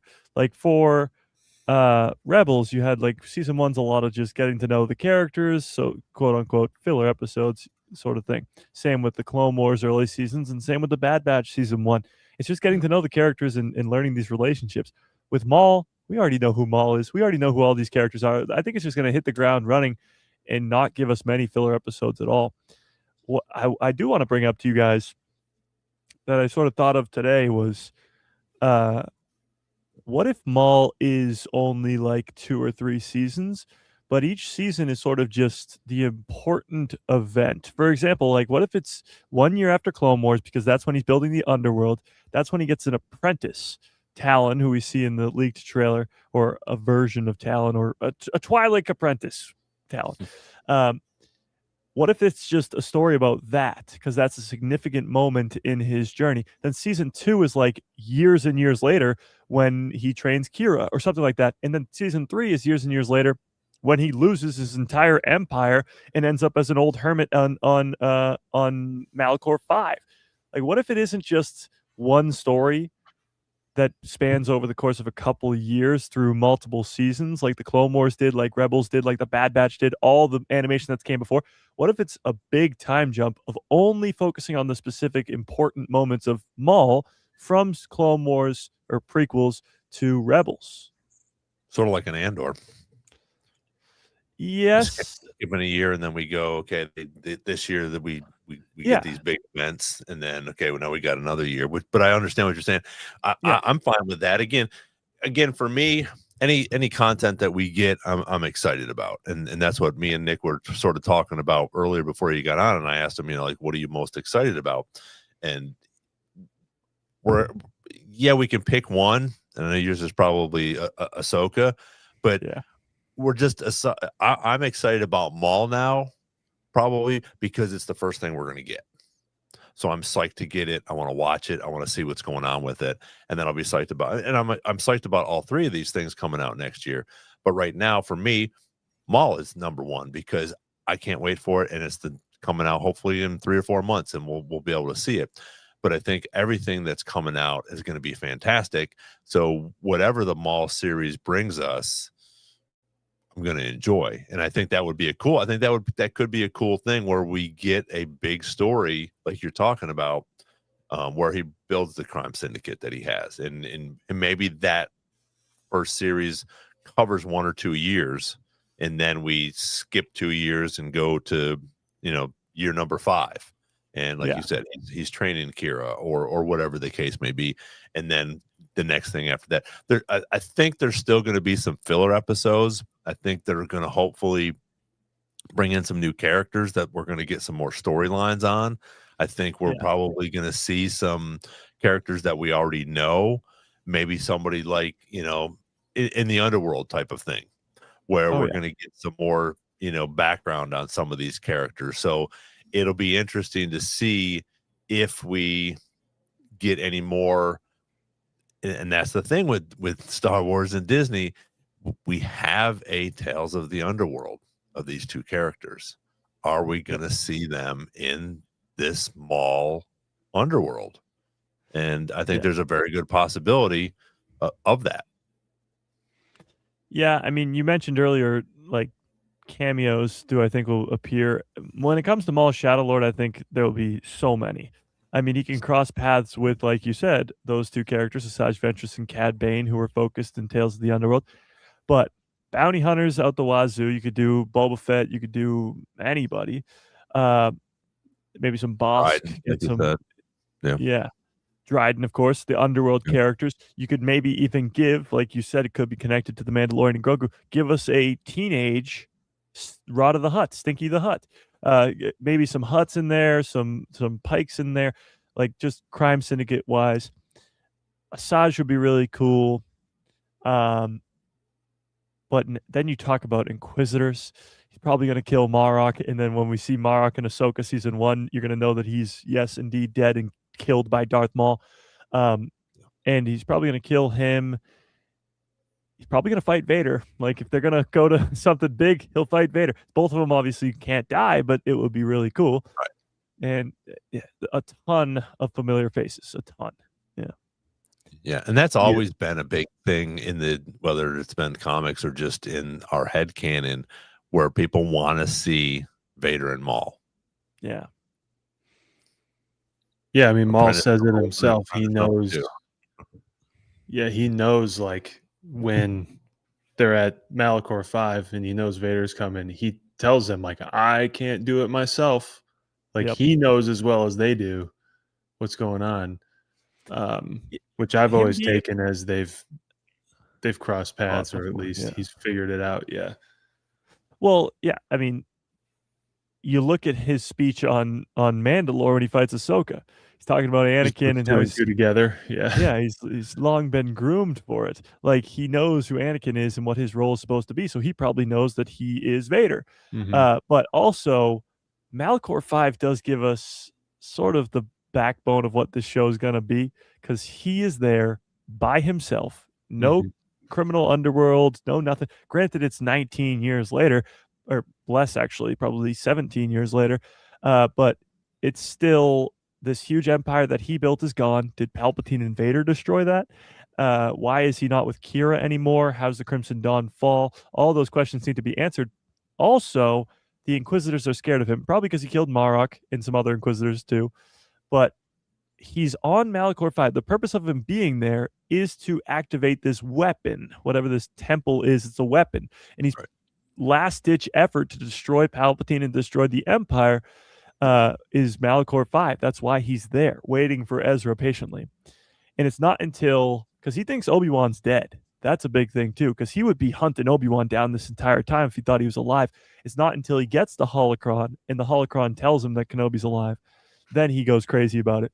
So how he ends up on Malachor 5 is a big deal, and how that plays out through the whole series is going to be really cool. Yeah, and I guess I kind of assumed that if they were doing multiple seasons, it would happen the way that you suggested, Mike. Because I just don't see them only doing immediately after Clone Wars Maul. I feel like they're going to bridge the whole gap. If they're doing it in one season, that'd be kind of tough. You do like basically super long version of Tales for a 20 episode season. I just think they'd be doing this whole thing the same way they did Bad Batch. But I think the vibe is going to be like season 3 Bad Batch. I don't think it's going to be a ton of filler. I think we're going to be to the point. It makes sense, like you said before, season 1 Bad Batch, where even though you saw them in season 7 Clone Wars, you still got to get to know them and what their point is. We don't really need that. We just need where is Maul and what's going on, and I think we're going to go for it. And I think it's going to run I suppose you could say there was filler in season 3 Bad Batch, but not much. I mean, maybe none, honestly. Yeah. And so I think it's going to run closer to that than anything, and which would actually make it more effective to do time jumps, because we really get a lot of information. Yeah. I mean, I think best case scenario, I think, would be to do 3 seasons, just because 4 is a lot, 5 becomes a really lot, and then when you go from there. But 3 seems to be the perfect. Like Bad Batch was perfect. Like that's the perfect amount of time. And if you take it and go beginning of Maul's story, middle right after Solo, and then what puts him where he is in Rebels with season 3, that'd be perfect. And I just don't see them giving him a potential apprentice and just ending it after a season. I just don't. Yeah. Well, that's the thing. To answer Papa Boz, like, do you guys know? I don't know if they've officially said how many. No. Yeah. Neither one of those. But Bad Batch was 16 episodes for season 1 and 2, and then only 15 for season 3. So it might not be so, strict into the numbers, but I'm guessing around 16 or 15. Yep. Now, do you think, I think, and I guess I'll ask your opinion on it, do you think that they're going to talk about how he survived? Because you're still going to have some normie fans or some people that still think that he got killed, and they don't know that he's alive again because people haven't watched the Clone Wars. But they're going to jump on this and be like, what? Maul's still around. So I think that they're going to have to touch a little bit, and they might do it a couple of times in reference to how he's still alive and what happened to him. I don't think it's going to be a full, and maybe it will be a full episode. Maybe we dive a little bit deeper into the planet where he got his spider legs, something like that. But I think that they're going to have to come up with some sort of information to give some of these people why he's still alive and how he's still alive. Initially I was going to say, yes, of course they would have to do that, but they threw him into a blockbuster movie in Solo and to the most normie fans possible, and didn't, with no regard for what they were thinking. And I know a lot of people who aren't privy to the Clone Wars who were like, wait, was I confused on when this was or what's going on? And Yeah. I was like, he's alive. And so I think the show will do it, but I was immediately going to be like, yes, they have to. I was like, well, actually, you know what? Yep. They did the most aggressive way to just throw him in without any explanation already. So I Yeah. think you could also assume people who are watching Star Wars animation have seen it and know, and the likelihood that someone would get tripped up on that tuning into a new animated show is low. But True. I don't know. What do you guys think? Well, Yeah. I No, agree to an agree with it. extent, but I think Star Wars has gotten really good, or Lucasfilm has gotten really good at explaining things without like just giving a nice long explanation. Like they do it quick and to the point. So I could see it being like Maul training this Twilight apprentice and being like, when I was cut in half, I had to like revenge kept me alive, and my struggles to my anger towards Kenobi, one singular thing, like talking about maybe teaching Talon, or I keep calling her Talon, she's not officially Talon. This new apprentice, teaching her the ways of the dark side, and in doing so, explaining how he used the dark side to survive. That right there would be easy, not only to tell the fans who don't know how he survived, but also explain it without fully just stopping the show. Hold up, let's explain this for a second, like it would be in the show. So they've gotten really good at that, where it's incorporated into the story. For example, Ahsoka season 1, you're introduced to all the Rebels crew, and it's not like you're lost if you haven't seen Rebels. So they've gotten really good at that. So I don't see that being a problem, but they will have to explain it a little bit. Yeah. Mm-hmm. And that's like so much of his personality and story is just being, obsessed with the revenge of it all. I don't know how obsessed he would be if he technically thinks he never got his revenge, if he thinks Obi-Wan's dead at the point of this show, but it's so much of who he is, he's not going to not mention it.